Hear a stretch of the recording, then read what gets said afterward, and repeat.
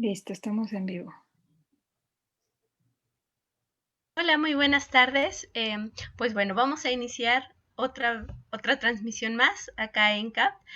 Bueno, me presento, soy la psicóloga Nayeli Díaz, especialista en intervención clínica en adultos y grupos y psicoanalista en formación. Con nosotros también está el doctor Max Zavala. Muchas gracias, Nayeli. Un gusto otra vez estar aquí con ustedes. Yo soy el doctorante Carlos Max Zavala, servidor. Tengo el gusto de dirigir aquí a CAP Psicología y Psicoanálisis desde hace 17 años. Muy bien, pues bueno, CAP les da la más cordial bienvenida. Somos el Centro de Atención de Psicología y Psicoanálisis. Estamos ofreciendo aquí, como decía el doctor Max, atención desde hace 17 años. Hay atención de terapia infantil, adultos, adolescentes, terapia de pareja y servicio de neuropsicología. Pues bueno, saben que trabajamos de lunes a domingo de 9 a 9 y media de la noche. Entonces, pues bueno.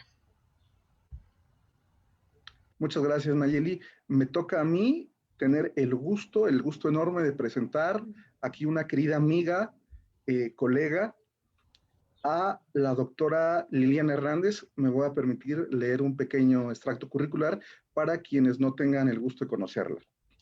La doctora Liliana Hernández Almazán es médico cirujano egresada de la Universidad Autónoma de San Luis Potosí. Cuenta con la especialidad en psiquiatría por parte de la Universidad Autónoma de San Luis Potosí. Es psicoanalista egresada del Instituto Dr. Ramón Parres de la Asociación Psicoanalítica Mexicana, miembro de la Asociación Psicoanalítica Internacional y de la Federación Psicoanalítica de América Latina. Forma parte de la Comisión Científica de la Asociación Psicoanalítica Mexicana 2020-2022. Mi querida Liliana, un gusto tenerte acá. Muchísimas gracias por aceptar la invitación. Muchísimas gracias. Algo que quieras decir, Liliana. Muchas gracias, hombre, muchas gracias por la invitación. Buenas tardes a todos. Un gusto enorme. A Max lo conozco ya desde hace un buen tiempo y es un gusto poder acercarme aquí a este proyecto que lleva desde hace un buen rato, un proyecto de mucho esfuerzo y que implica, bueno, la difusión también, como esto lo acaba de decir también Nayeli, la difusión y la transmisión del psicoanálisis, ¿no? Entonces estoy muy agradecida por la invitación. Y bueno, el tema algo que platicábamos un poco Max y yo cuando me invitó, hablábamos justo como del tema a conversar el día de hoy y yo le decía que bueno, me surgía de pronto el tema como de los derrumbes y los quiebres, sobre todo ahora en la época actual, ¿no? Que estamos viviendo, ¿no? Y así fue como surgió el tema y los dos acordamos que estaba como muy pertinente dada la situación de emergencia, ¿no? Sanitaria que estamos viviendo actualmente. ¿Okay? ¿Quieren que continúe? ¿Qué te parece si leemos a manera de introducción el texto que nos hiciste favor de Perfecto. compartir? Y de ahí ya empezarán a salir comentarios de las personas. Les pediría a todas las personas que nos hacen favor de ver, que hagan favor también de escribir ahí las preguntas en los comentarios, tanto en Facebook, en cada una de las páginas que estamos transmitiendo, y ya nosotros iremos leyendo a lo largo de la transmisión las preguntas para hacérselas llegar a la doctora Liliana. Entonces, esto es a manera de introducción. Claro. ¿Qué podemos esperar ante un panorama social en el que el individuo se encuentra recibiendo infinitos y simultáneos montos de información y estímulos en su soledad, pero disponiendo del mínimo tiempo para su elaboración psíquica? Las problemáticas centradas en la angustia de castración dan paso a las angustias de separación, intrusión y fragmentación. Se trata de una especie de angustia líquida, donde el miedo es más temible porque es difuso, disperso, flota libremente y sin vínculos, sin anclas. Es una angustia líquida que nos ronda sin ton ni son, que resulta imposible de situarla en un lugar concreto. Adelante, por favor, Liliana. Muchísimas gracias, Max. Sí, ahorita iremos también viendo, también como aterrizando un poco este fragmento que yo creo que es muy pertinente al tema de los derrumbes y los quiebres, ¿no? Y bueno, como les decía, en cuanto al tema, pensarlo, bueno, pues estamos atravesando todavía, no salimos, estamos cada vez como reactualizando conforme va pasando el tiempo, vamos reactualizando esta situación pues catastrófica que estamos viviendo a nivel mundial. Y también pensé en este tema de los quiebres y derrumbes, la subjetividad en jaque, porque también recordé que, bueno, ahora es muy frecuente que me pregunten como qué patologías, qué padecimientos, qué tipo de síntomas son como más frecuentes ahora en la pandemia, tanto desde el ámbito de la psiquiatría o del psicoanálisis.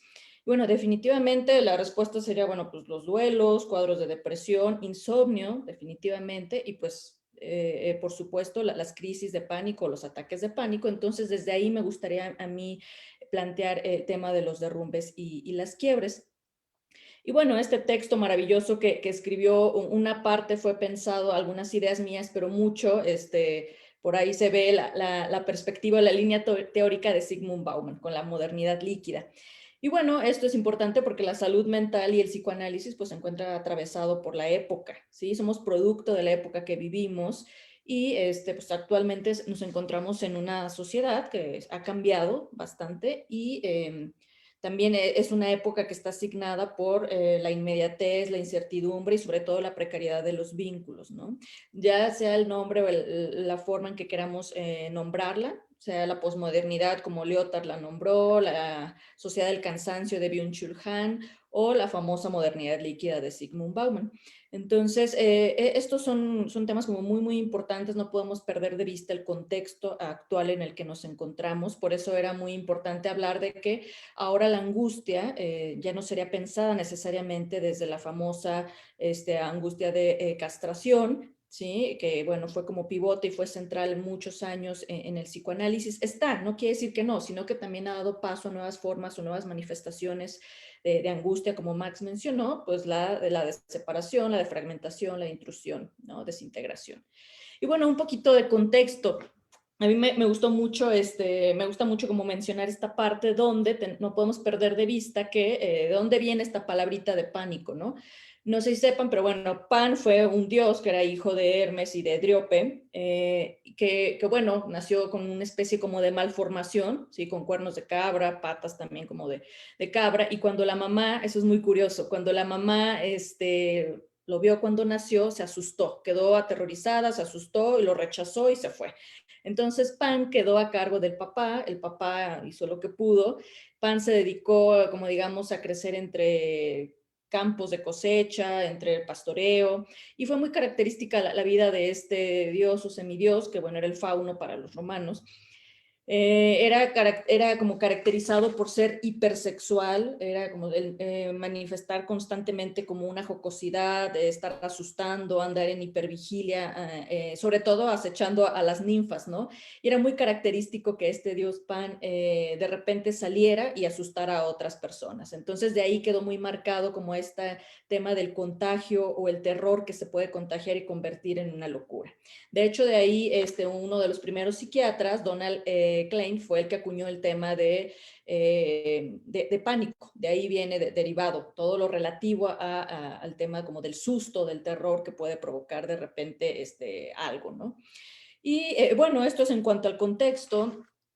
No debemos de perder de vista además que, bueno, las crisis de pánico, los ataques de pánico tienen una peculiaridad, ¿no? Y es que son una especie, yo la llamaría como de bisagras disfuncionales porque ponen en jaque al cuerpo y a la mente, ¿sí? Y bueno, son muy, muy frecuentes, de hecho son una de las patologías, si lo vemos psiquiátricamente hablando, son una de las patologías más frecuentes, de hecho en la República Mexicana los cuadros de ansiedad son los más frecuentes, mucho más que los cuadros depresivos, y bueno, los ataques de pánico o el trastorno de pánico sería también dentro de este rubro de la ansiedad uno de los más frecuentes. Y bueno, los ataques de pánico por lo general solemos encontrarlos después de situaciones traumáticas, la que ustedes quieran, desastres naturales, intentos de asalto, después de una pérdida. No se diga la época en la que vivimos, ¿no? Actualmente, desde varios factores, con o sin pandemia. Pero también es muy, muy frecuente, bueno, no tanto, lo principal es después de una situación traumática, pero no es raro también encontrar un cuadro de pánico ante situaciones como más triviales, sutiles o cotidianas.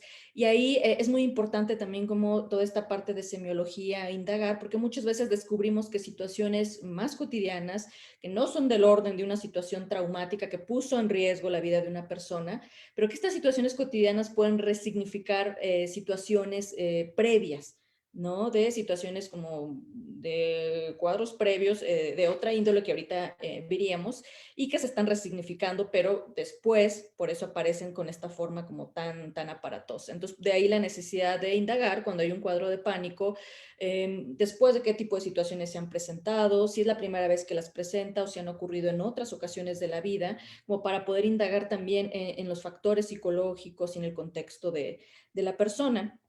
Entonces, bueno, los famosos crisis o ataques de pánico, yo creo que todo mundo está muy familiarizados con ellos, en el sentido de que son cuadros de ansiedad que inician de forma súbita, que por lo general, bueno, si tenemos o nos guiamos por el famoso DSM-4, DSM-5, tiene ciertas características muy relevantes que digamos que se deben de cumplir o que deben de estar presentes, pero yo creo que la piedra angular de esto es que provienen de o son manifestaciones que se externan de descarga autonómica, son síntomas que de repente los podemos ubicar más en el polo de lo somático. Por ejemplo, vamos a tener taquicardia o presión torácica, una sensación de falta de aire, adormecimiento del cuerpo, o pueden estar más ubicados cerca del polo de lo psíquico. Y luego no es raro que las personas a lo mejor no tienen tantas manifestaciones físicas, pero sí tienen muy fuertemente esta sensación de que se van a morir, ¿sí? De muerte inminente, de temor a la locura, de que seguramente van a terminar muy mal y van a enloquecer, de despersonalización, de desrealización, ¿no? Entonces hay como todo un espectro en el que pueden estar presentes. Por lo general están de ambos, lo psíquico, lo somático, están presentes de ambos rubros, síntomas de los trastornos de pánico. Y bueno, algo que a mí me interesaba mucho también como poder, porque desde luego va a ser muy importante no perder una perspectiva biológica, sí, por alguna razón hay personas o individuos que biológicamente hablando están más predispuestos, sí, por ciertas vías que están activadas y que tienen que ver también con cuestiones a lo mejor de mayor vulnerabilidad genética, pero también donde influyen los factores sociales y psicológicos. Pero a mí me gustaría adentrarme, porque no estamos diciendo que esos factores biológicos no son importantes, pero a mí me gustaría como aterrizar un poquito más en la génesis de estos derrumbes, ¿no? O sea, qué hipótesis o qué teorías nos pueden ayudar a entenderlos, psicodinámica o psicoanalíticamente hablando.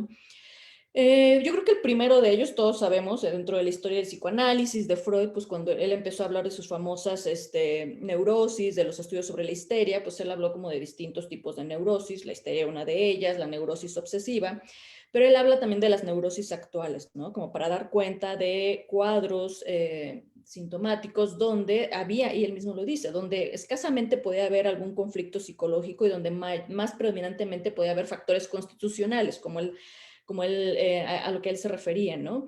Y él se decía que, bueno, había más un componente de una estasis libidinal, ¿sí? Desde luego, pues, muy ligado a una vida sexual como pobremente desarrollada o donde no se podía, como esta libido que se encuentra en estasis, ¿no?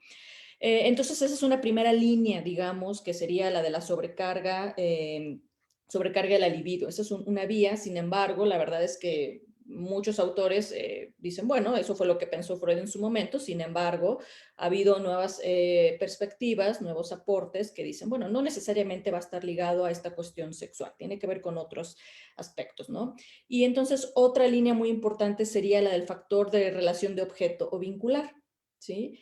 La tercera vía, que ahorita iré hablando, otra vía sería más centrado como en este papel del desamparo del yo, que es también muy característico en estos cuadros, el desamparo del yo y estos grandes dificultades en los procesos de simbolización. A lo mejor si tenemos en mente estas tres líneas, digamos, teóricas como para poder pensar qué ocurre en estos casos, en estas personas que de repente tienen estos cuadros o estos quiebres, ¿no?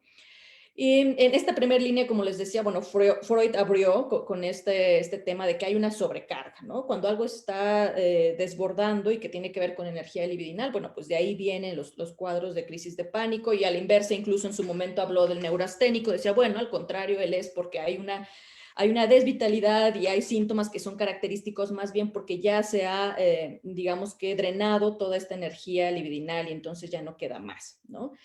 En la segunda línea, en esta hipótesis, digamos que tiene que ver más con el factor objetal, bueno, ahí tendremos que partir de Margaret Mahler, que habla, bueno, toda esta, de las fases de separación e individuación, y bueno, ahí tendríamos que pensar que hay un poquito más una dificultad o fallas en lograr de forma satisfactoria todas estas etapas, en particular la de la separación e individuación. Entonces ella dice, bueno, va a ser muy característico encontrar tanto sentimientos de abandono como de engolfamiento, ¿no? Entonces es como una situación como paradójica, como angustia, tanto si hay una separación, pero también si hay una cuestión como intrusiva, ¿no? Entonces, ahí no es raro encontrar que hay sentimientos de abandono, por ejemplo, cuando el sujeto se va y entonces genera muchísima angustia, es algo intolerable y se ve una angustia de separación de forma como que extrema. Por el otro lado, puede generar sentimientos de culpa cuando digamos, cuando la persona intenta poner un poco de distancia del otro que es intrusivo, ¿no? Sin embargo, que es muy, muy necesitado. Entonces, por lo general, están ambas presentes de alguna forma. Entonces, y esto genera mucho, es muy, muy, muy frecuente en la clínica encontrar que es una de las manifestaciones más habituales.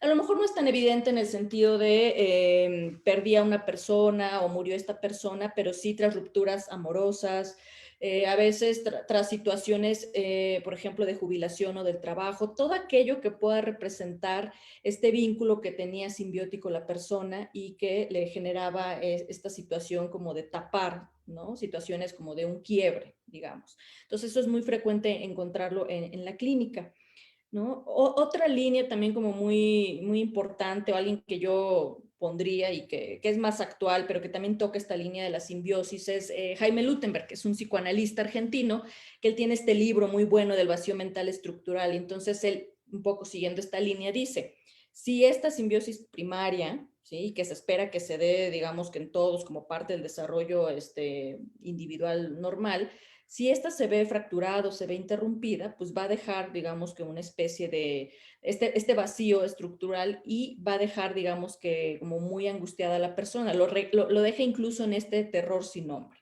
¿no?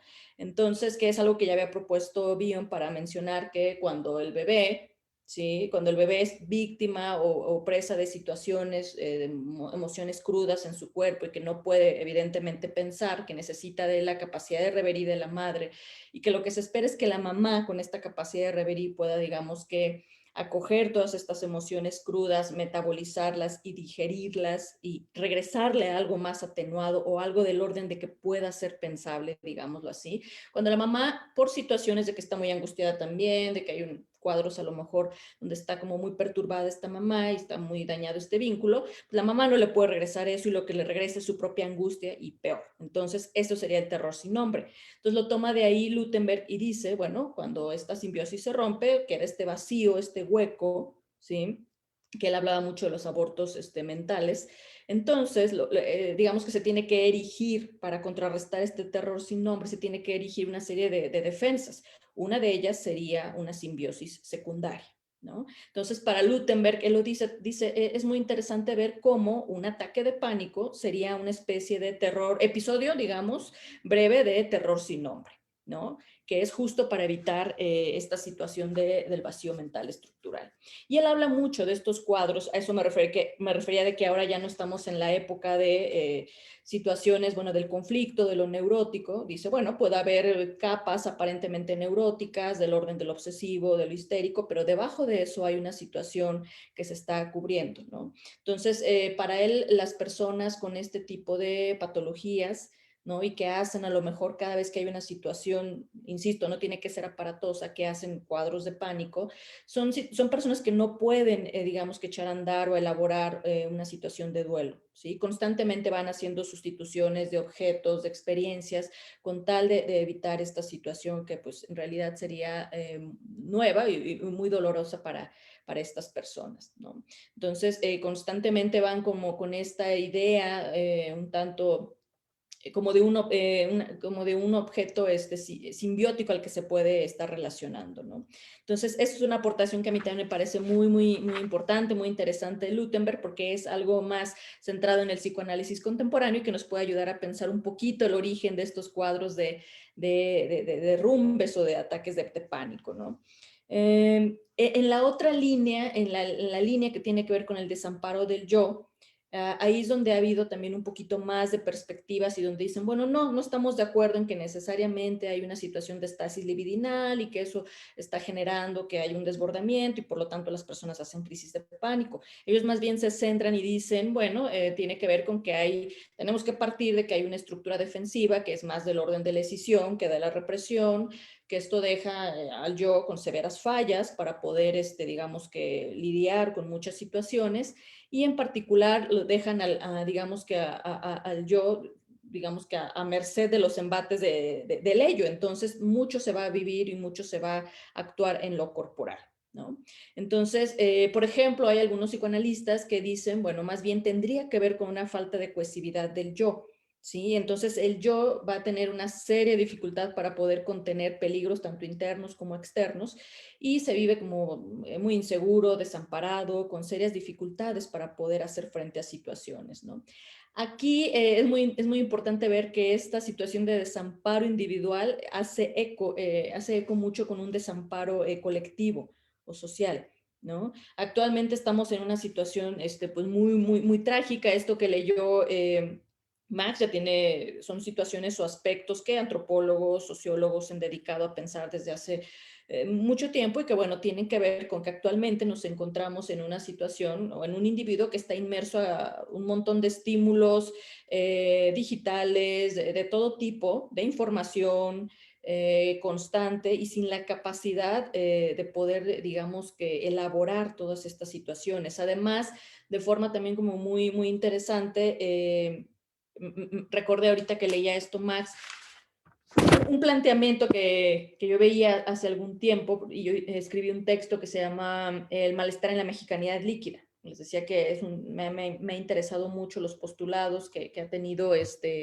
Bauman.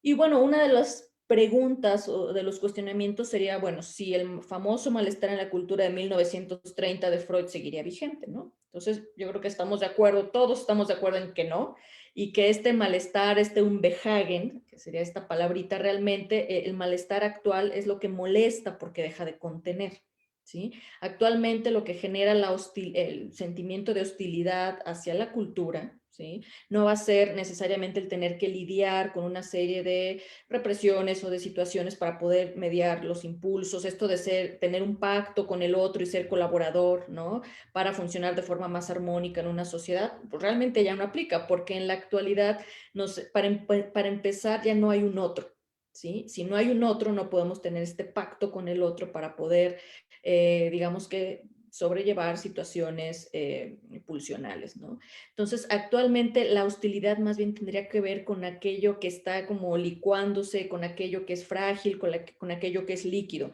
Y a mí me pareció buenísimo la metáfora que hace Bauman, porque él hace como todo un recorrido bastante interesante y bastante bueno, donde dice, bueno, lo sólido, él explica, lo sólido tiene que ver con cómo se estructuraban las instituciones, los vínculos, la familia, etcétera. Dice, esos vínculos se derritieron y actualmente, ahora es momento de lo líquido, aquello que ya escapa al tiempo, que no tiene una forma, que gotea, que chorrea, que se desparrama. Entonces, por eso es muy importante poder contemplar también cómo este desamparo individual, bueno, definitivamente también tiene un correlato en el desamparo colectivo o social, ¿no? Ahora, curiosamente, porque luego decían, bueno, sí, tanto se le ha criticado a lo inmerso que estamos en las pantallas, y que si el narcisismo y nuestra propia imagen reflejada, bueno, véanos ahora, si no tuviéramos como estas bondades de lo virtual, no pudiéramos continuar con muchas cosas como lo hemos intentado hacer más de este año, ¿no? Entonces, no todo es como tan malo en ese sentido, más bien tiene que ver con los vínculos, con esta precariedad en los vínculos, en cómo han cambiado. Entonces, también una explicación sería que estos cuadros o ataques de pánico, estos derrumbes, han sido cada vez también más frecuentes. O sea, ya no vamos a encontrar a lo mejor cuadros depresivos o a lo mejor crisis de pánico en una estructura neurótica. Es más frecuente encontrar este tipo de sintomatologías en estructuras diferentes, en cuadros de la famosa clínica del vacío, del narcisismo, pero tiene que ver con esto, ¿no? Porque hay vínculos que han sido diferentes, ¿no? Incluso mucho hablan de que, bueno, pues Edipo quedó atrás, después Narciso también ya quedó atrás.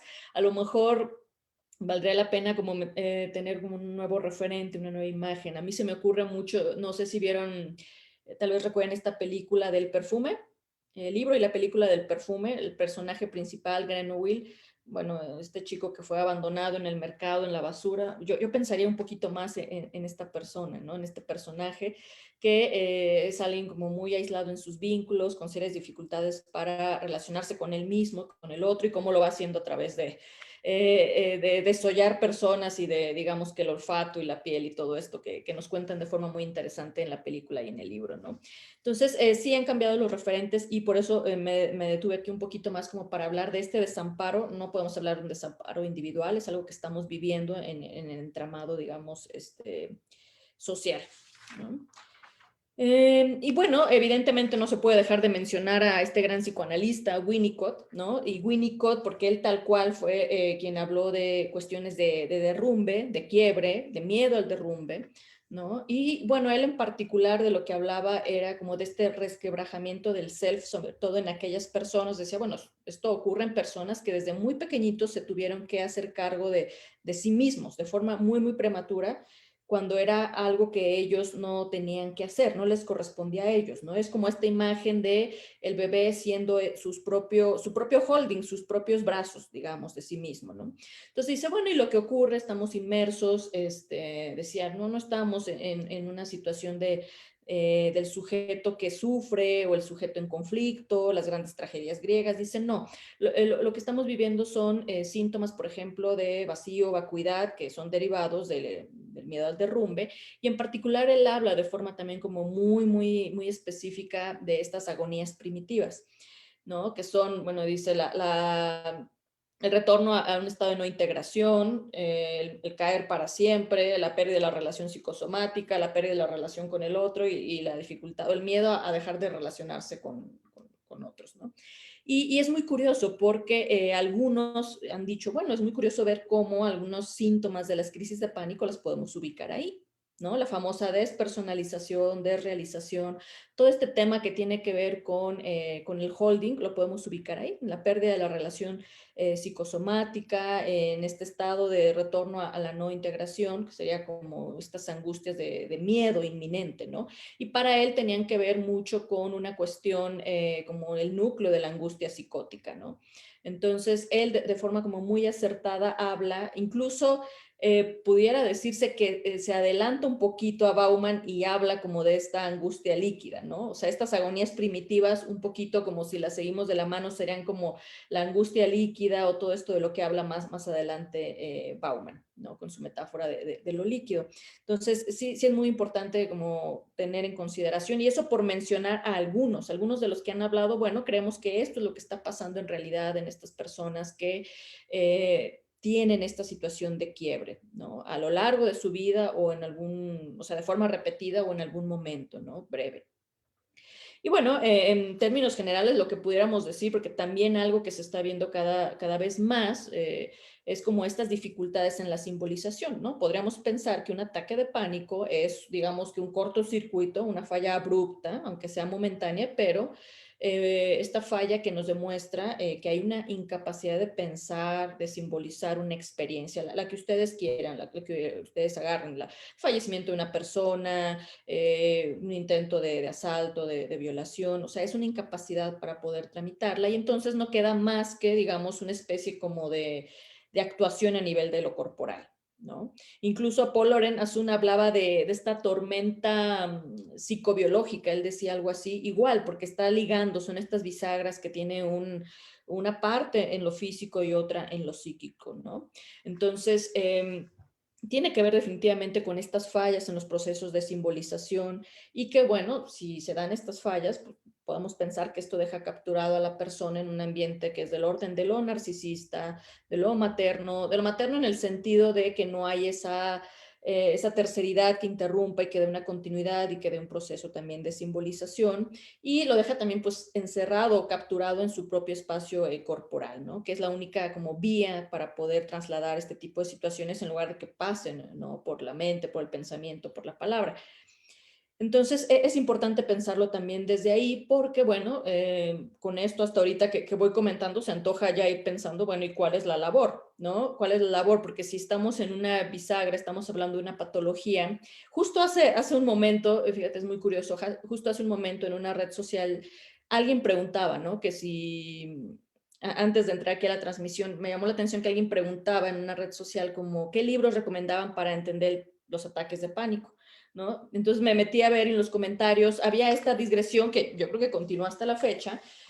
No, pues léete a Winnicott, El miedo al derrumbe. Había otros por ahí que decían, no, ¿cómo se te ocurre? Eso no tendría que ver con el psicoanálisis. Eso es algo que tiene que ver con una cuestión neurobiológica o neuroquímica. Y así había varios comentarios, ¿no? Me llamó mucho la atención eso porque nos deja parados como especialistas justo en medio, como un poco a preguntarnos qué vamos a hacer cuando recibimos a un paciente que tiene crisis de pánico. Hay dos escenarios en realidad.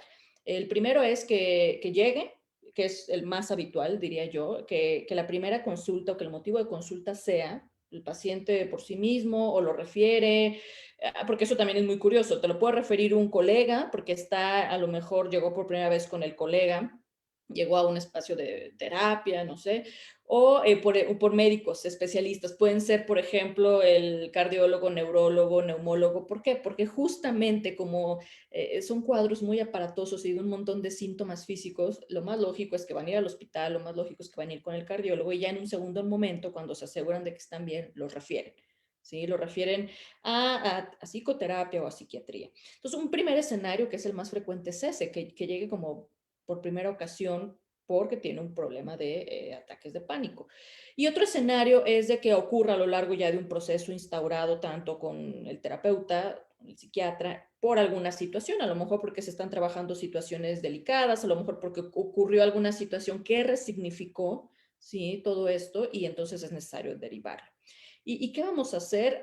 Al menos como yo trabajo, sí es muy importante primero ver dónde estamos, cuál es el terreno que estamos pisando y si ya se descartó alguna cuestión médica en el sentido de, mira, no es raro luego que se descubra que estos ataques de pánico, bueno, de fondo también tienen, no sé, un problema tiroideo, hipohipertiroidismo, que tienen alguna otra cuestión, a lo mejor metabólica, alguna otra cuestión neurológica, y si se pasan por alto, pues es una situación complicada, además de iatrogénica. Entonces, primero es importante eso, porque esa es la puerta de entrada y eso sería lo que podemos y debemos de hacer en un inicio, ¿no? En un inicio, ¿cuál sería la función del terapeuta o del analista? Sería, bueno, déjame escuchar. O sea, primero sería como poder escuchar, algo así como muy en lo concreto, porque es lo que requiere el paciente en los primeros encuentros, sobre todo en un primer encuentro. Necesita este paciente que lo escuchen, que lo miren, que lo vean, tal cual, ¿no? Es decir, necesita como un testigo de su experiencia. Y cuando hayamos recabado y sepamos qué está pasando, qué está ocurriendo, incluso que vayamos entendiendo, bueno, por qué esta persona hizo crisis de pánico ahora, si las había tenido previamente, poder saber si se va a iniciar un proceso, lo que sigue, yo creo que también les ha pasado a ustedes, es como poder determinar si este paciente, además de iniciar un proceso de psicoterapia, requiere una canalización al psiquiatra o qué. Y eso ahí es donde entra como a lo mejor el terreno de lo complicado, porque hay quien dice, bueno, no, porque entonces eso, una vieja discusión, ¿no? Pero yo creo que todavía permea hasta nuestros días. Si lo mandas con el psiquiatra o al fármaco, bueno, eso simplemente va a taparte, es un parche y va a tapar todo eso, mejor porque no lo dejas que surja esta situación para poder abordarla, ¿no? Cada vez hay menos situaciones o planteamientos en esta línea, pero está la situación también opuesta, que sería, bueno, no, lo principal es como el medicamento y nada más, porque es un paciente que si no le das el medicamento no va a mejorar, ¿no? Entonces, yo diría que en realidad son ambas posturas, ¿sí? Ambas posturas son necesarias porque de entrada, para que un paciente pueda estar en un proceso psicoterapéutico, psicoanalítico, pues necesita poder pensar, ¿sí? Necesita poder estar tranquilo y necesita poder pensar, ¿sí? para poder asociar y todo eso. No podemos dar por hecho que un paciente que está en medio de una crisis de pánico va a poder asociar, seguir la regla fundamental y que entonces se le va a interpretar y etcétera, etcétera. Entonces, se necesita ambas, al menos como yo lo conceptualizo, es que se requiere una evaluación minuciosa, determinar si requiere un tratamiento farmacológico para, en general, un antidepresivo ansiolítico y además a lo mejor algo como parafasia aguda, alguna benzodiazepina porque tiene crisis de pánico, porque no puede dormir, adelante. Además, saber si a esa paciente lo voy a requerir, comunicarme con quien lo voy a referir o si va a seguir un proceso conmigo. Pero lo importante es como poder plantearnos ese primer paso. El siguiente, bueno, que va un poco de la mano y que ya tendría que ver más con un proceso como tal, porque bueno, el terapeuta, el analista, su función es ayudar una vez que digamos que se esclareció el tema del medicamento y el paciente está respondiendo, pues van a quedar todas las situaciones que he mencionado, como estas posibles líneas, ¿no? Hipotéticas de por qué este paciente hizo un cuadro de pánico. Van a quedar, eso es el medicamento, no lo quita. Entonces, ahí es la oportunidad y el área de trabajo sería poder llevarlo desde el área de lo somático a la palabra, ¿sí? Poco a poco brindándole a través del proceso esta capacidad de simbolización, ¿sí? Entonces, esa sería como la tarea principal y que bueno, desde luego hay tres grandes pilares en el método psicoanalítico que sería, bueno, pues el encuadre, el proceso y la transferencia. Ya una vez que se va instaurado todo eso, digamos que ahí se pueden ir viendo diversas situaciones. Por ejemplo, del encuadre yo les comentaba un poco que en el inicio, el encuadre, bueno, pues tal cual su nombre lo dice, estos pacientes necesitan un continente, ¿sí? Esto que Bion decía, necesitan un continente, se necesita el holding del que hablaba, este ambiente facilitador del que hablaba Winnicott para poder, digamos que contener y alojar ahí, aunque sean estas emociones innombrables o impensables para poder encontrarles un sentido. De hecho, es muy frecuente encontrar, bueno, quien te dice es navegar o es encontrarte en un terreno pantanoso porque pues tratas de darle sentido a lo que no tiene sentido, a lo que no es pensable en momentos de muchísima angustia, ¿no? Es navegar en un terreno pantanoso y pues sí. Sin embargo, hay que atravesar ese terreno pantanoso para poder después ubicarnos en otro tipo de terreno donde sí se pueda trabajar de una forma diferente con el paciente, ¿no?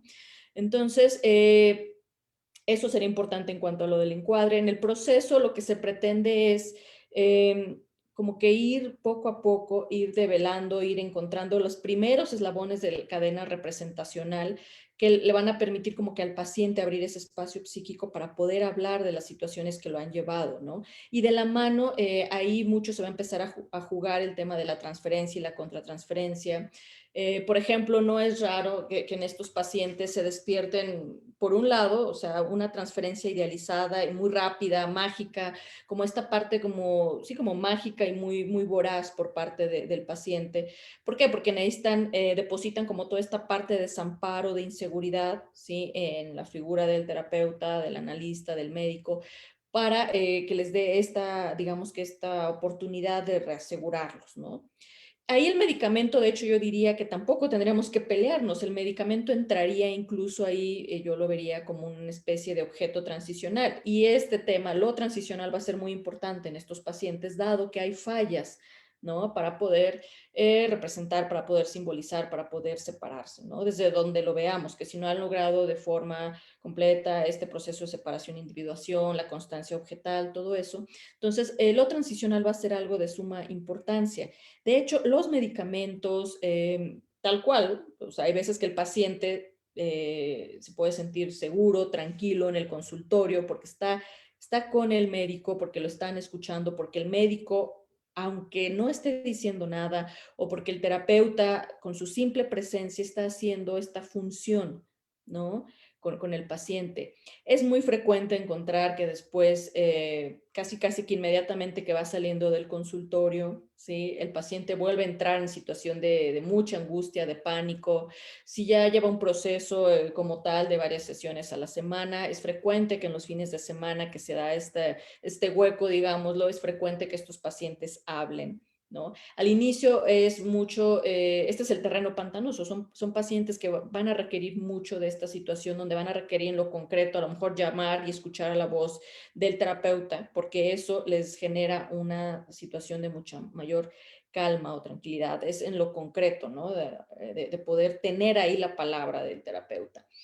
Eso poco a poco va cambiando, pero a lo que iba es de que el medicamento entraría también ahí en esa función, ¿sí? Es como la voz, ¿sí? O es como la interpretación, o es como la mano del terapeuta que no está en ese momento en el consultorio, pero que le está brindando algo, ¿sí? Que le está brindando toda esta función transicional de objeto transicional al paciente. Y de hecho eso ocurre frecuentemente. Es muy frecuente que me pregunten, a mí me da miedo, me voy a hacer adicta al medicamento, me da miedo porque luego dicen que aunque no te hagas adicto, ya sé que no generan adicción a sus medicamentos, pero te haces adicto emocionalmente o psicológicamente, te haces dependiente.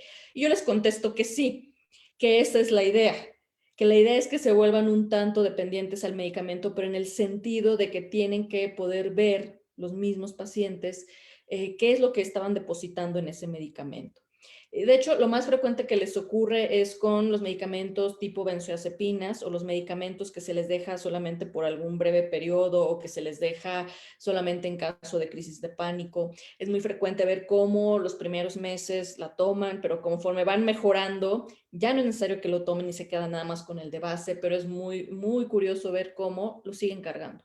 Lo cargan en su bolsa, en su maletín, en el coche, en el abrigo, lo tienen en el coche, lo tienen en la oficina, lo tienen en la casa, y así se le llevan muchos meses. Y de repente les da vergüenza decirlo, pero surge. Y entonces uno sí es importante que pueda tomar eso y decirle, sí, sí, eso es esperado. La palabra no sería normal, sería eso es esperado ahorita en esta parte del tratamiento. Es esperado, no te preocupes, es esperado que ahorita estés muy apegado, esa sería la palabra, que estés muy apegado a tu medicamento, ¿no? Y así pasan los meses hasta que poco a poco se les va olvidando a los mismos pacientes. ¿Sabes qué? La otra vez me salí de mi casa y ya ni siquiera traía en mi bolsa el clonazepam, por poner un ejemplo.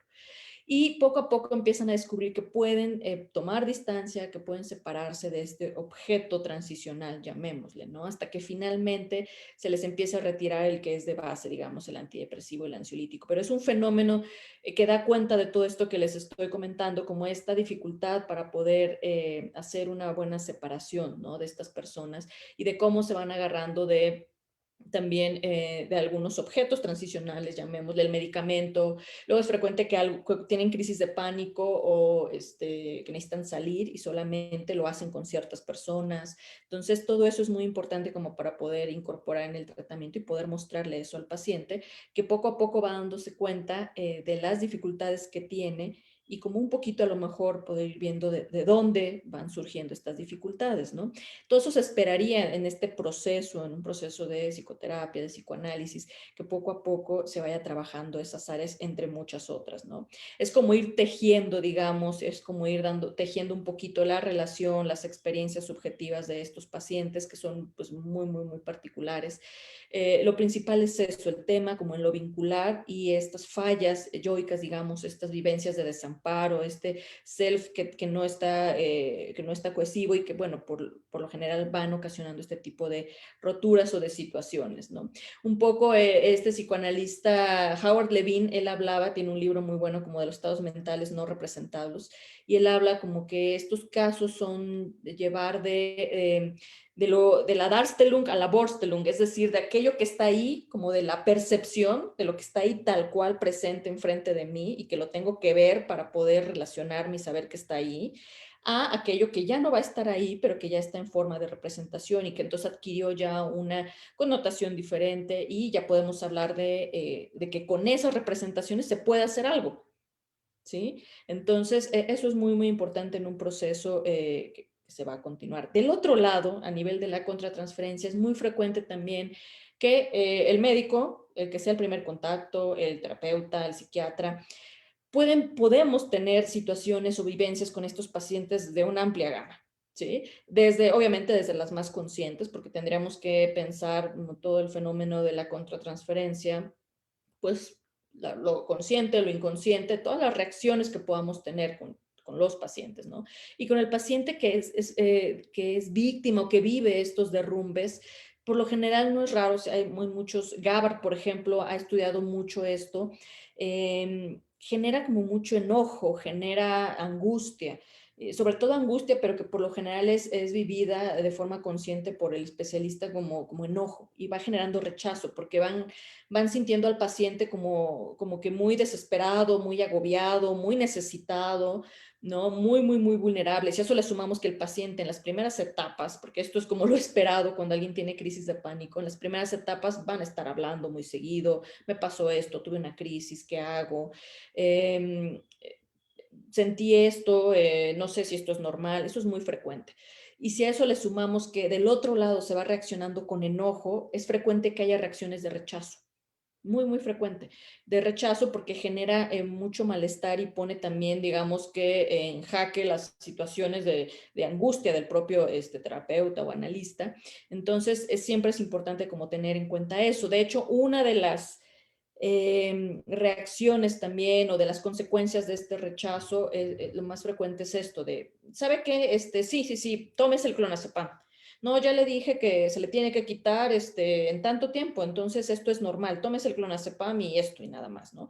Son situaciones que lo que buscan es como esta distancia de este objeto intrusivo que ahora se está viviendo del otro lado por parte del paciente. Entonces sí es muy importante como estar como muy al pendiente de estas situaciones porque nada más y nada menos puede ser una repetición, ¿sí? Una repetición de, digamos, de los vínculos que seguramente este paciente ya vivió con sus primeros objetos, o de abandono o de rechazo, ¿no? Entonces podemos estar repitiendo este tipo de situaciones en un tratamiento, ¿no?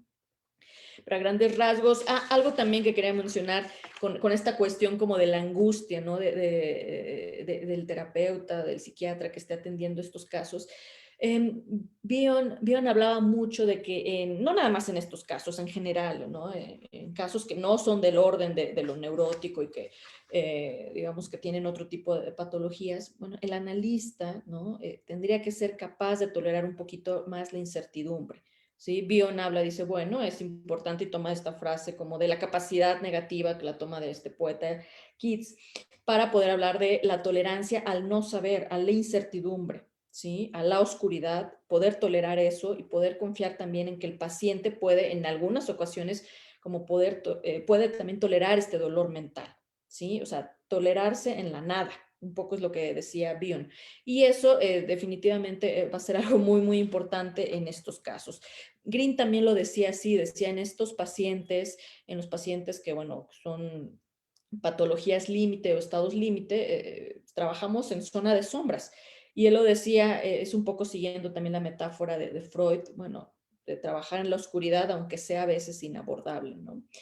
Entonces, hasta aquí un poquito del recorrido que yo les quería mostrar de lo que he pensado en cuanto a estos quiebres y a estos derrumbes, como ligado, bueno, sobre todo en los ataques de pánico, ¿no? No sé si quisieran comentar algo, veo que hay algunas preguntas. Muchísimas gracias, Liliana. Muy rico este recorrido que nos das. Muy bien. Gracias. Te compartimos algunas preguntas. Eh, Muy bien. Nayeli, ¿nos ayudas con la de Mari Toscano, por favor? Sí, claro. Bueno, Mari Toscano nos pregunta, ¿este pánico podrá presentarse para llamar la atención o siempre es involuntario? Ok. Esa es muy buena pregunta porque a esos planteamientos se enfrentan no nada más los especialistas, los familiares. Y eso puede ser también motivo de que sí intervengan y los ayuden y los lleven a algún lugar o que no y que lo dejen pasar. Yo más bien no diría, porque es también muy frecuente me lo dicen o me lo preguntan, yo no lo llamaría como que es una cuestión como en este orden de llamar la atención. Yo le diría que es un método o un mecanismo de comunicación a la magnitud o a la forma en la que puede el paciente en ese momento, pero es una comunicación, tendríamos que verlo así como es lo psicosomático para algunas personas, como Rusillón hablaba como de los actos mensajeros y que tendríamos que entenderlo, si hasta el famoso enactment, digamos, más que decir es algo patológico o esto es como para llamar la atención, es una vía de comunicación. Es una vía de comunicación preverbal, es una vía de comunicación que no estamos entendiendo, que no tiene palabras, que de hecho la persona, el paciente en realidad, muchas veces, eso me pasaba a decirlo, de ahí como esta parte de no tener un sentido, ¿no? Y lo difícil que es, porque muchas personas en realidad no saben de dónde vino eso. A veces puede parecer muy claro, me intentaron asaltar o me asaltaron, lógico, ¿no? Ah, pues es que por eso hizo ataques de pánico, incluso tiene estrés postraumático. Pero luego a lo largo del proceso uno puede ir descubriendo que esto reedita situaciones, por ejemplo, de un abuso, ¿sí? Como esto tiene que ver con otro tipo de situación donde la persona ya había vivido una situación de mucho desamparo o desvalimiento, ¿no? Entonces, yo lo pensaría más como una cuestión de comunicación y que tendríamos que tratar de ver qué nos está diciendo y de escuchar algo de lo que nos está diciendo. En cuanto a si es... no es involuntario, decía, es que hay otra pregunta abajo. Es involuntario en el sentido de que no se lo provocan ellos mismos, ¿sí? No es que ellos digan voy a conscientemente a provocarme esto, pero es algo que es algo interno y que la persona no alcanza a dar cuenta de qué se trata y simplemente está reaccionando con su cuerpo.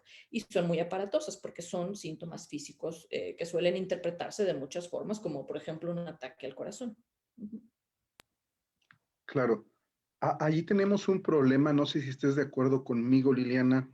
¿Cómo podemos explicarle a los familiares que legítimamente están preocupados por el bienestar del familiar, del paciente que viene con nosotros? ¿Cómo le decimos, esta es una forma de comunicación? Es decir, en este caso de la conferencia del día de hoy, ¿cómo es que está haciendo ataques de pánico? Porque es la forma que tiene de expresar este conflicto interno e inconsciente, este conflicto profundo.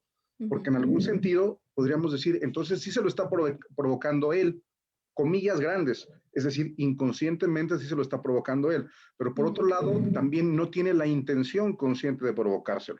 Si alguien, como bien mencionabas, pues es la forma de mostrar, de simbolizar, de comunicar a mí o a los demás que hay un conflicto psíquico ahí, ¿no? Como si puede haber incluso actos que pueden ser tomados como intentos de suicidio, ¿no? Que iba manejando muy rápido y de repente, que pasa mucho en adolescentes, ¿no? Sí. ¿Cómo podemos explicarles ahí? Perdón por complicarlo en algún sentido, No, no, no, no es. no, adelante. Eh, de que no es algo que hacen conscientemente, pero sí es algo que profundamente quieren decir. Ujú. Es difícil, ¿no? Sí, pero la idea sería como explicarles, porque en esta primera etapa, coincido contigo, la familia es importante. Y la verdad es que llegan con la familia, porque son situaciones muy aparatosas y requieren de la familia. Entonces, ya poco a poco se van despegando conforme van mejorando, pero sí va a ser importante mencionarles que es una cuestión interna, que algo pasó internamente, que no sabemos muy bien de qué se trata. A veces sí pueden decir, fue por esto que pasó y se puso así, pero sí poder explicarles que hay una situación que lo está rebasando, que se sale del control de la persona, del paciente, y que en lo que se va resolviendo como la causa desde la raíz, lo primero que hay que hacer es que se tiene que buscar un tratamiento. ¿Sí? Y desde ahí partir, o sea, esas primeras consultas son muy importantes, partir desde que se necesita una valoración y que se necesita también iniciar la terapia. Y mucho juntarles eso, o sea, algo que yo hago es decirles, es que si no inicia también la terapia, poco a poco, esto se va a repetir. O a lo mejor un poquito decir, esto ya había pasado antes, es algo que definitivamente algo trae, algo, sí, químico, alguna situación le está originando que esto se repita, pero también hay situaciones a lo mejor psicológicas que están ocasionando que nuevamente aparezcan. ¿No? Entonces sí poder expresarle que no es algo de chantaje o que no es algo que sirva para manipular, pero que sí se tiene que atender. ¿No? Okay. Claro, muchísimas gracias, Liliana. Uh-huh. Nayeli, ¿nos apoyas con la pregunta de Julio, please? Uh-huh. Uh-huh. Muy bien. Bueno, la siguiente pregunta es, ¿cómo podremos descartar, para quienes no somos médicos, cómo podremos descartar los factores biológicos como causantes de la crisis de pánico? Ya. Eso es vital. Es vital, por ejemplo, si llegan, digamos, con alguien que no es médico y dicen, bueno, esto está muy aparatoso, tiene crisis de pánico. La verdad es que sí, todos estos casos deberían de tener, en este caso, por ejemplo, referir al psiquiatra y ahí sería tarea del psiquiatra como poder decirles se necesitan estudios. No se necesitan todos los estudios, en algunos, pero los principales, sí para descartar que no hay alguna otra cuestión. Es muy frecuente que, por ejemplo, nódulos tiroideos, patologías tiroideas o de otro tipo, eso es como, digamos, como lo más habitual, por poner un ejemplo, pero sí deben de tener al menos una serie de estudios de sangre, si se requieren otro tipo de estudios de gabinete, para descartar y estar más tranquilos, porque sí ha ocurrido que de repente puede ser que el paciente ya lleve un año en tratamiento y medicado y de repente se hace por azares del destino un chequeo y resulta que tiene hipotiroidismo. O de repente le descubren un nódulo tiroideo y pues llevaba todo un año, ¿no? En un tratamiento donde no se, a lo mejor no se había detectado, no estaba tan grande, pero sí es muy importante, yo diría que siempre se deben de considerar.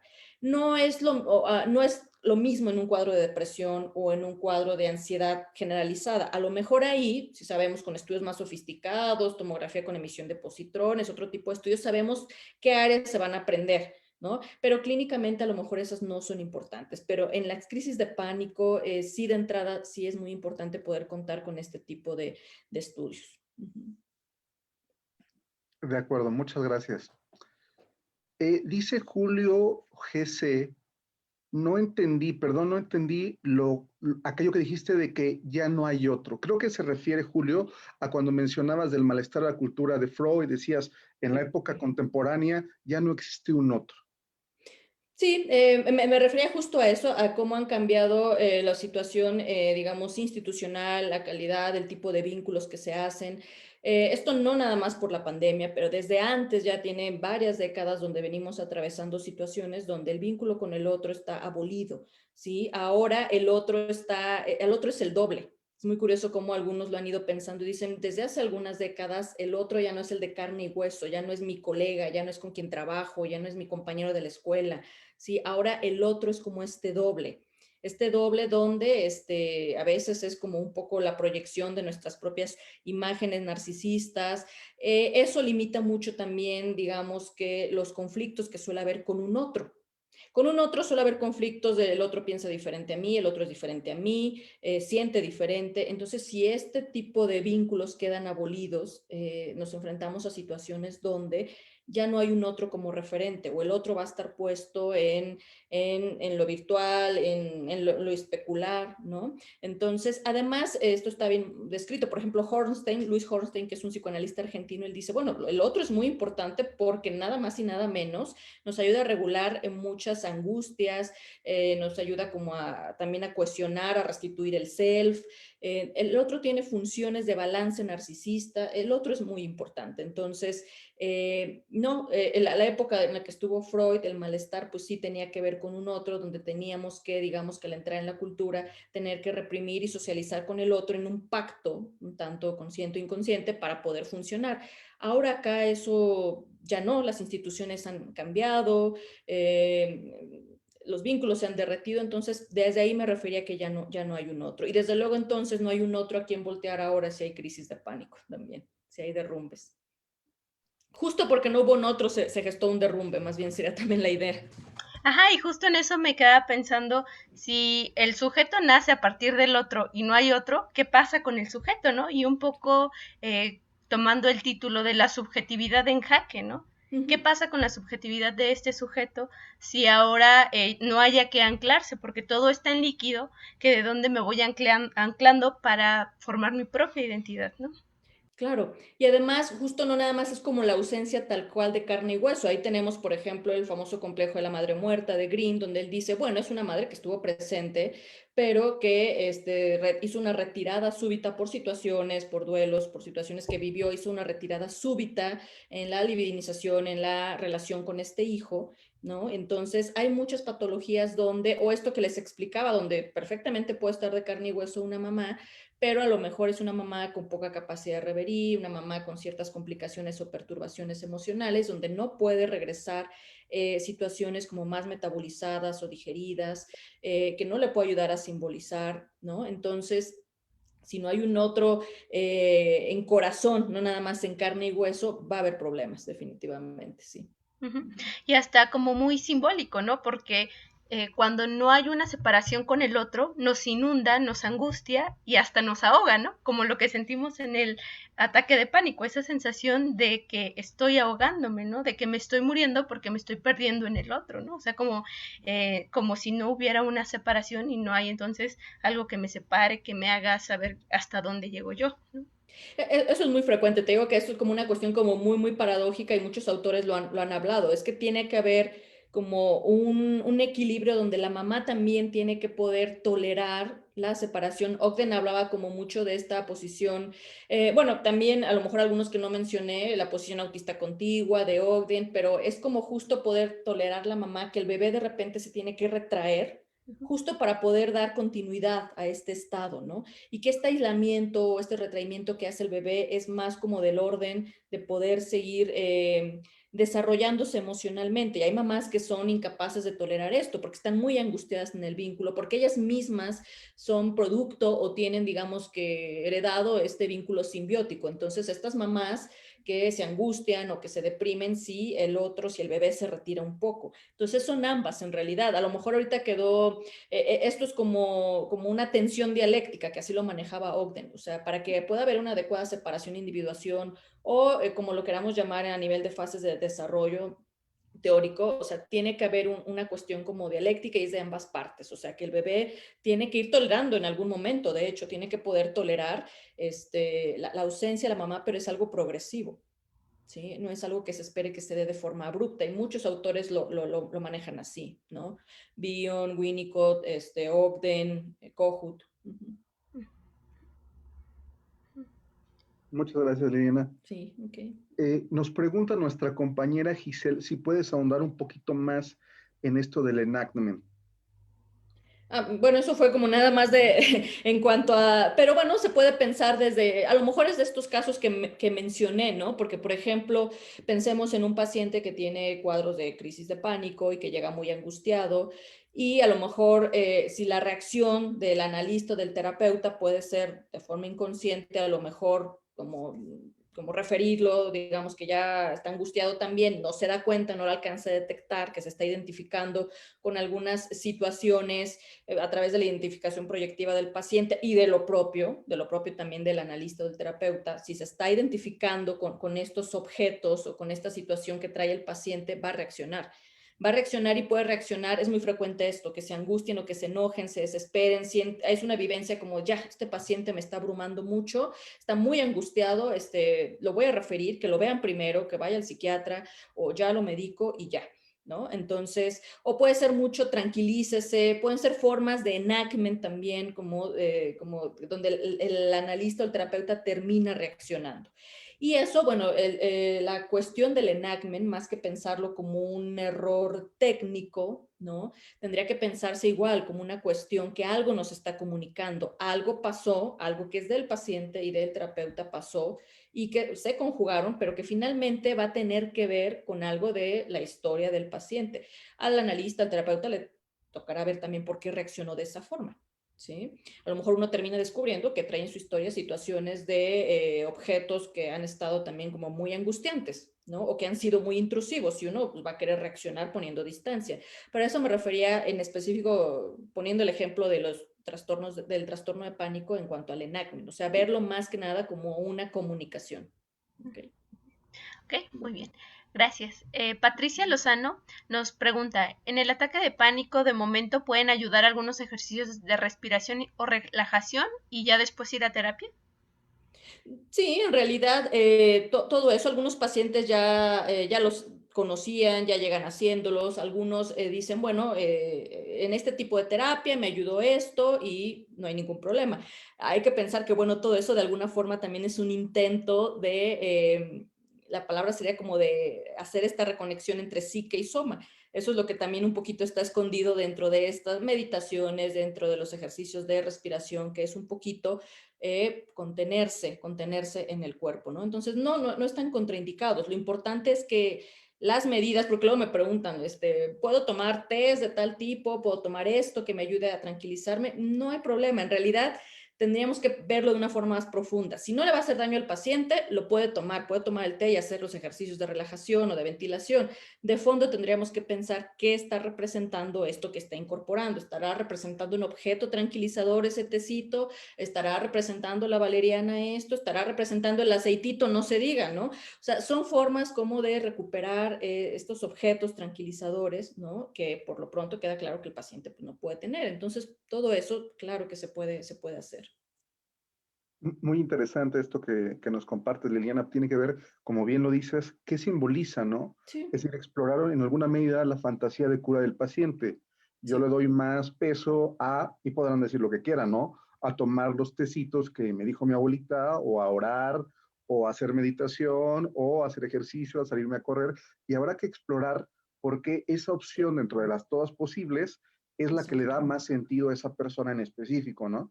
Claro, porque tú dices ahí la abuelita, habría que ver quién es esa abuelita entonces.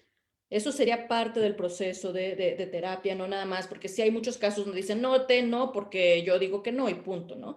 Entonces sí hay que explorar todas estas situaciones porque al final de cuentas es lo que está de fondo y es lo que va a ayudar a que este paciente pueda ir pensando qué le pasa, ¿no?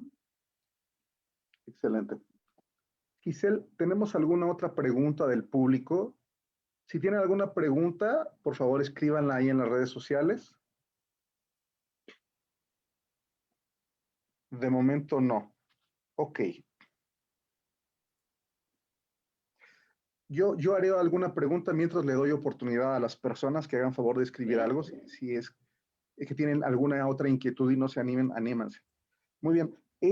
En alguna medida, hablabas, digamos, de esta crisis, ¿no? Actual, esta crisis posmoderna, de, del malestar de la cultura, esta crisis del yo, de ujú, esta liquidez del otro, de los vínculos, ¿no?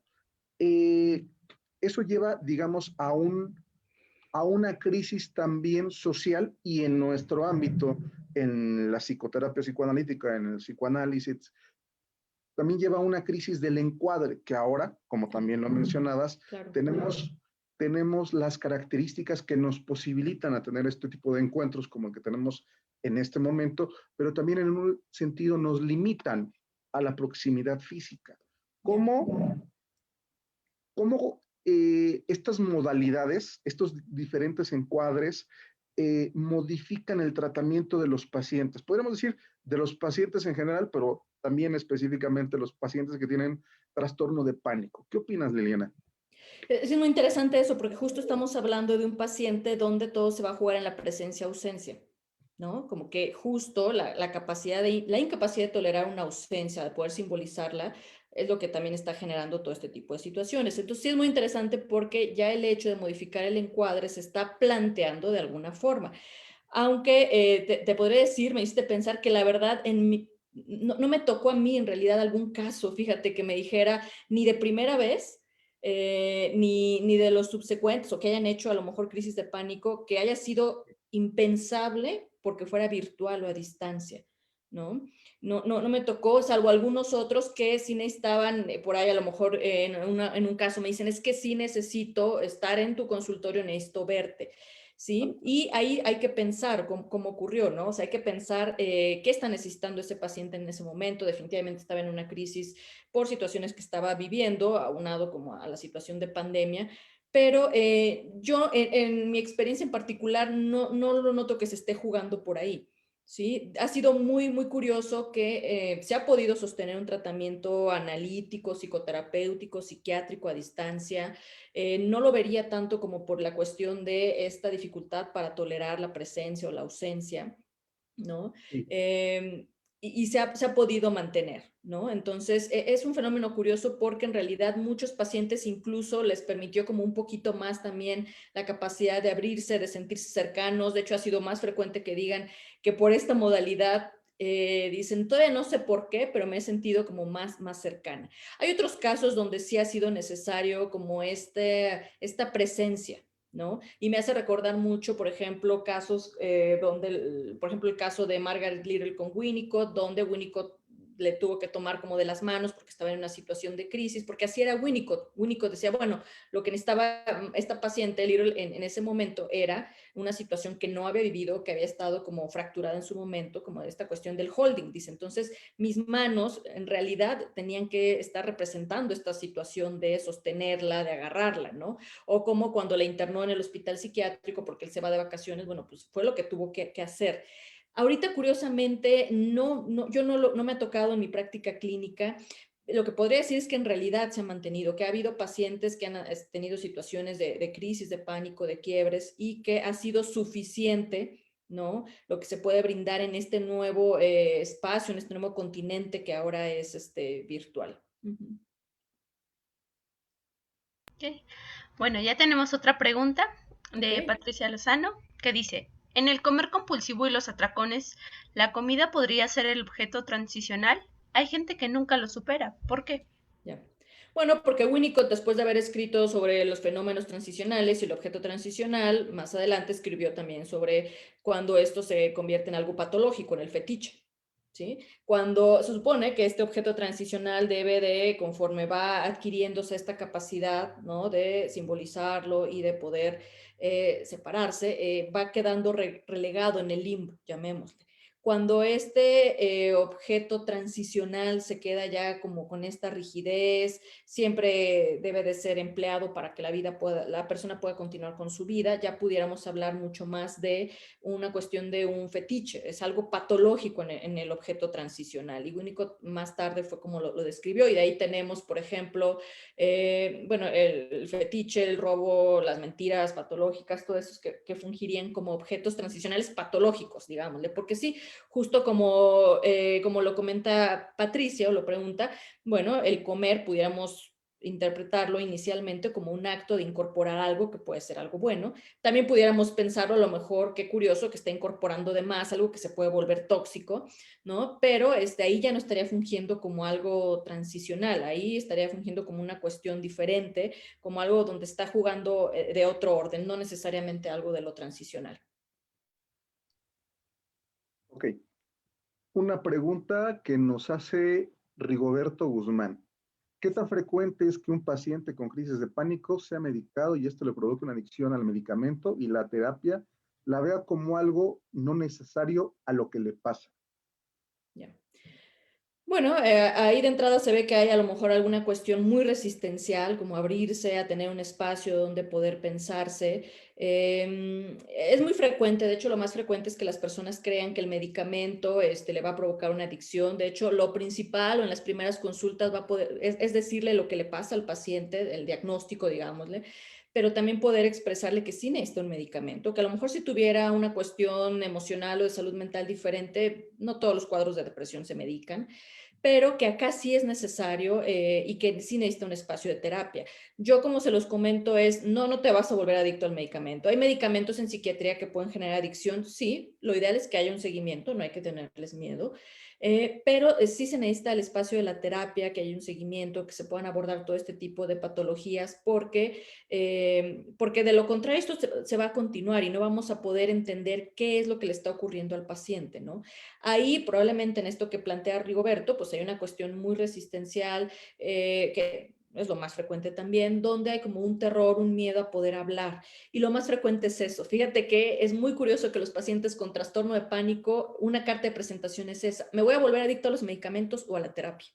Entonces, sí hay que poder comentarles, pues habría que pensar eso, o a lo mejor como cambiarles la palabra adicto a la palabra apego, porque tiene un significado que da justo también en la cuestión que ellos traen y que desmaligniza un poquito, ¿no?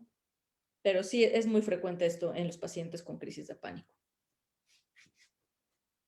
De acuerdo, muchas gracias, Liliana. Okay. Giselle, ¿alguna otra pregunta del público? Tú que puedes ver ahí las redes sociales. Ok, pues parece que ya han quedado medianamente satisfechos introyectando lo que Okay. has hecho favor de regalarnos el día de Okay. hoy, Liliana. Liliana, pues entonces no queda más que agradecerte muchísimo nuevamente el placer de haber estado contigo este día compartiendo. Muchísimas gracias. Liliana, tus redes sociales, por qué medios te contactan, si quieren alguna supervisión, Si Les tienen puedo alguna- dejar mi mail y ahí me escriben.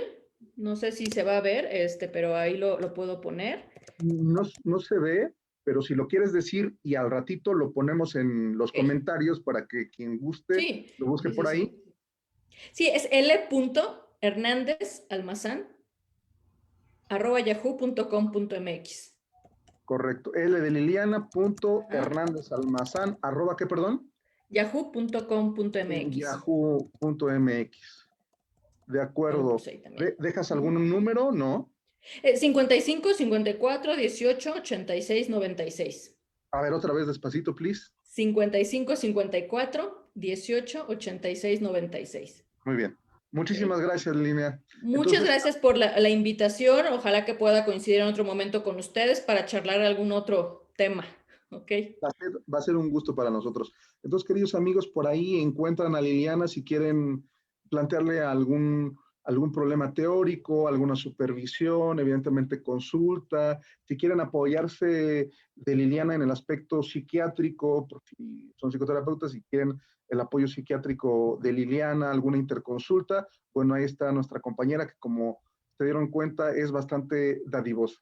Muy bien, muchas Ok. gracias, Liliana. Muchas gracias. Hasta pronto. Muchas Bye. gracias. Gracias. CAF está muy agradecido. Incluso siguen llegando como felicitaciones por parte del público. Leana Toledo felicita a Carlos Max y a su brillante invitada y dice que espera pronto pueda volver a repasar lo enriquecedor que nos ha dicho y recordado los autores. Extraordinarios, excelente y ojalá que quede grabado. Sí, sí va a quedar grabado. Próximamente lo estaremos subiendo a YouTube.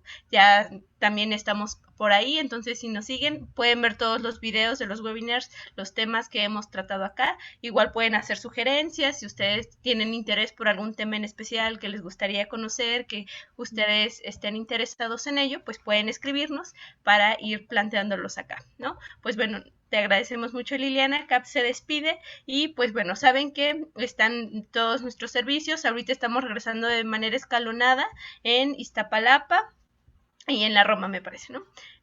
Estamos de lunes a domingo, de 9 de la mañana a 9:30 de la noche, para que puedan agendar sus citas. Ya está también nuestra página web, porque pueden comunicarse ya sea por inbox o pueden ir directamente a la página web para poder agendar sus citas.